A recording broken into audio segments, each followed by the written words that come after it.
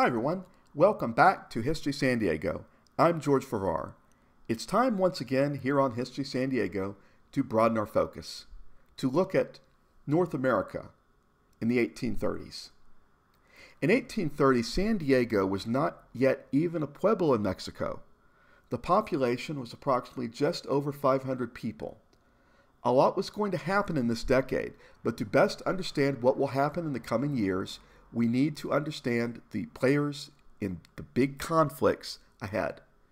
And they were the United States of America and Mexico.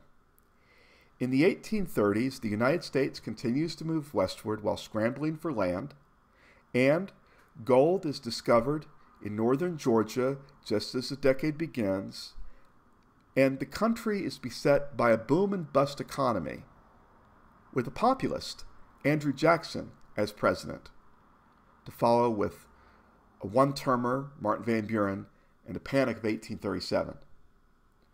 The devastating inhumanity unleashed against the Native Americans, then known as Indians, by the legal implementation of the Indian Removal Act, so a override essentially of a Supreme Court decision that ultimately results in the Indian Removal Act going forward through various means, through various treaties, conflicts, injustices.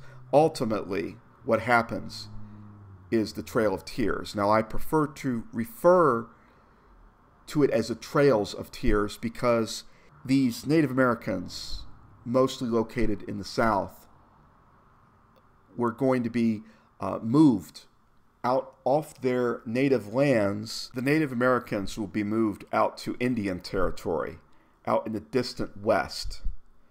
And as a theme of our show, throughout the series, we're seeing the United States of America begin to move further and further west, and we'll talk about that later in the show. So it's important, I think, for us to understand many people died and they were relocated and had to start a new life essentially all over again.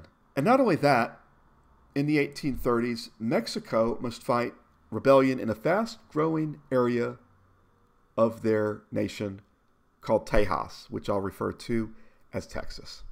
Later on in the decade, as the Indians, the ones who survive, are resettled in Indian territory, the Republic of Texas rises after Mexican general, president, and dictator Antonio Lopez de Santa Anna is captured at San Jacinto following the massacre at the Alamo in San Antonio. The 1830s were brutal, and we're going to be studying the decade here on History San Diego through next year. So let's get started. We'll start with the man who is currently on our $20 bill, Andrew Jackson. At this time, the United States of America was still a relatively new and growing nation to the distant east of San Diego, east of Mexico and Oregon country. He takes office as a populist, the first president to be from the Democratic Party, and the hero of the Battle of New Orleans in 1815, and a former military governor of the Florida Territory. He takes office in March 1829, greeting the people at the White House at a rather raucous party. Later that year, on December 8th, 1829, he sends to Congress his first State of the Union address in writing. He calls for a voluntary emigration of the Native Americans from the South to an Indian territory in the distant western frontier around what we know of today as Oklahoma.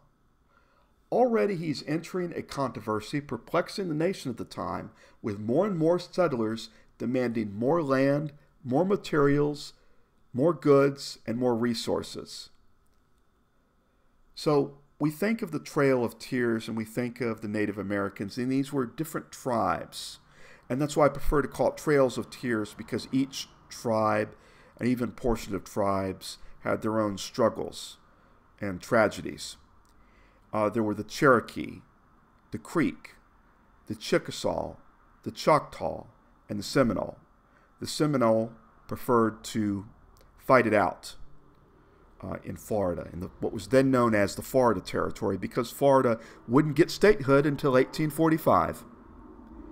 So eventually, in the 1830s, through the implementation of what was crafted out of Congress, the Indian Removal Act, and of course then the deliberate failure of Andrew Jackson to obey the Supreme Court decision, ultimately the people are moved, and they're moved up and out, and we begin to get more of a United States of America that we would begin to become more familiar with today, what with the reservations and all. The times that were happening in the 1830s in the United States were times of both boom and bust. Okay, there was a lot of speculation, land speculation going on, because there was a land-intensive technology that was coming around. It was called the railroad. And in January 1831, one of the first locomotives starts barreling through at a somewhat low speed in South Carolina.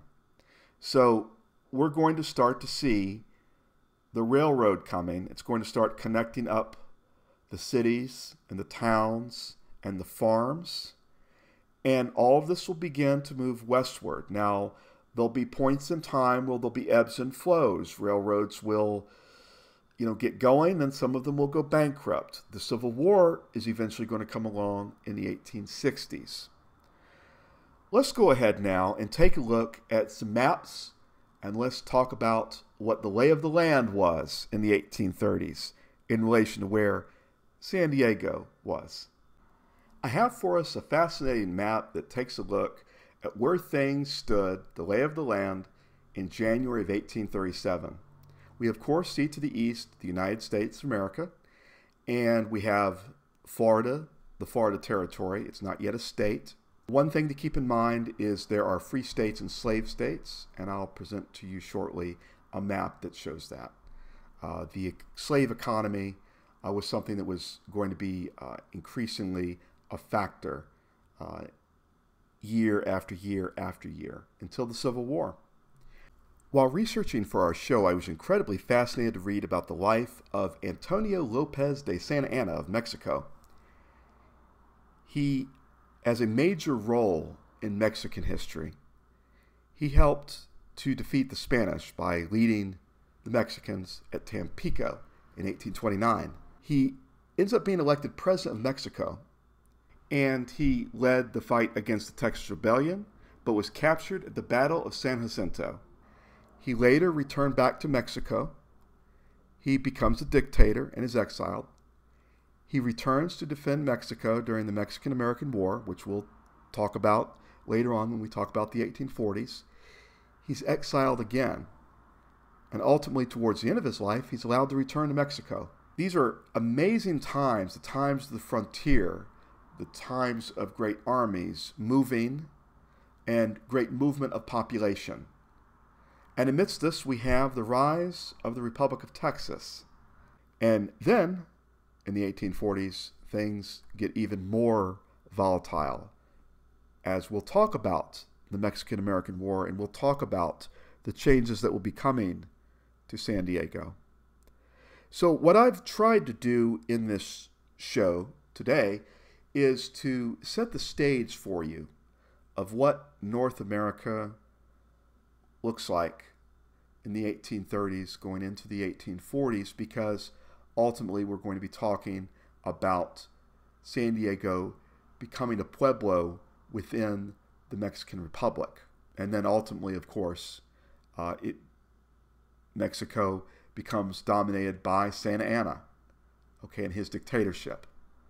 And so all of these things are going on, are in some ways heating up the situation. And though there are more local matters for the early San Diego, California settlers that were not Native American, they were going to face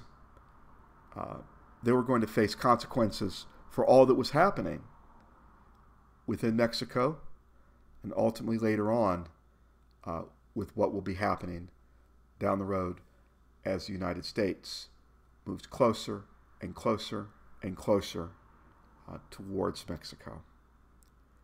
I want to thank you for watching History San Diego. It's been a great opportunity to bring this to you, but I want to let you know that you can get San Diego history and California history, and you'll get some insights into some of these shows, and you'll get some advanced photos and illustrations that you can enjoy on Facebook at History San Diego and History California. Also, I want to remind you I do have a website called theleftturnetwork.com, and all my shows are there, and you'll get more of a chance to see all the different things that I've done on that website all in one place. Before I wrap it up with you today, I want you to know that in the coming shows, we're going to be talking about even more sensitive matters as it relates specifically to San Diego proper. Throughout my series, I've sought to bring to you the unvarnished truth as best I can, using the facts and the resources, the pictures, the illustrations, and ultimately the photographs as we tell the story of San Diego, but we also look, as we did today, at the broader context of North America. And so sometimes I think when we look at the past, we can see some of the challenges of the present. And I think there are some common themes that I've touched on here on the series, and those themes will continue. We need to, I think, look at peoples, not just places, and we need to look at powers, not just buildings, right? So this is an all-encompassing history series I'm bringing you on location, here or there, and also, of course, some wild card shows coming at you that will be a little bit off the timeline. So I encourage you to please stay tuned. The best is yet to come. Thanks for watching. Take it easy. See you later.